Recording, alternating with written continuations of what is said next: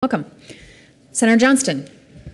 Thank you, Madam President. I asked for a moment of personal privilege. Granted. No, I'm not going to sing Edelweiss, although the coat would work for it. Folks, I want to take a moment of personal privilege for a tribute this morning, which is today we have members here in the chamber and in the gallery to recognize Coloradans living with chronic disease. And I'm going to ask them to stand for a minute, both the members, the folks in the gallery and the folks on the floor. And there are probably many of us have family members or ourselves have lived with one of these chronic diseases, either multiple sclerosis, cancer, Easter seals, Alzheimer's, all gathered here today. But what we know is these diseases are about medicine and they're about biology, but they're fundamentally about people. And so I want to tell a quick story of one of those people because this is a part of my own life. And so I'll use, if you've been to my office, you may have seen this photo, which is one of my favorite photos in my office. But this photo is of one of those people who is suffering with one of those chronic diseases. And this man is a young man that was born in Oklahoma in 1933, was the fastest in the 100 and 110 meter hurdles in the state of Missouri as a young man, played backup quarterback at the University of Oklahoma in the Bud Wilkinson era, served 3 years in the U.S. Army overseas. After that, moved to Colorado, owned a movie theater for a while in Crested Butte, owned a laundromat, owned a bar there, opened a bar in Vail in the early 1970s that he called the Nooga Noo, where you could find him with the handlebar mustache for a long period of time.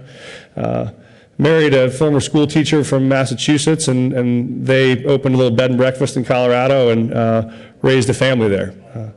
He raced the Baja 500, which is a 500-mile motocross race across Mexico 3 times, the last time when he was 65 years old. And he is the face of Alzheimer's in Colorado. This is my dad. And my dad is an awfully full-time person. One of my favorite stories about my dad is that whenever anyone passed away in our community, whether they were Jewish, Christian, Muslim, agnostic, when it got close to the end and they always asked, who's the one person you want to come be with you to hold your hand when you go? It was always my dad. When we had our twin boys and I asked my wife, sort of, who's the one person you want to make sure is in the delivery room when our kids are born? It was my dad. And so while I know that many of us believe that when we come down here, we carry a sacred oath to represent the voices of the people who brought us to the Senate, I also believe we have a sacred oath to represent the voices of the people who brought us into the world.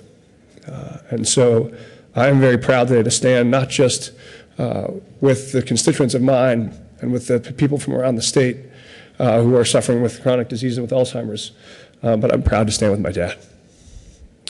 If we all live to 80, 1 in 2 of us will get Alzheimer's, which means one of us, like my dad, will have it, and the other one, like my mom, will care for the one that has it. And so I think if there's something we can do now, it's making a commitment to say, let's not have that be the fate of our kids in Colorado.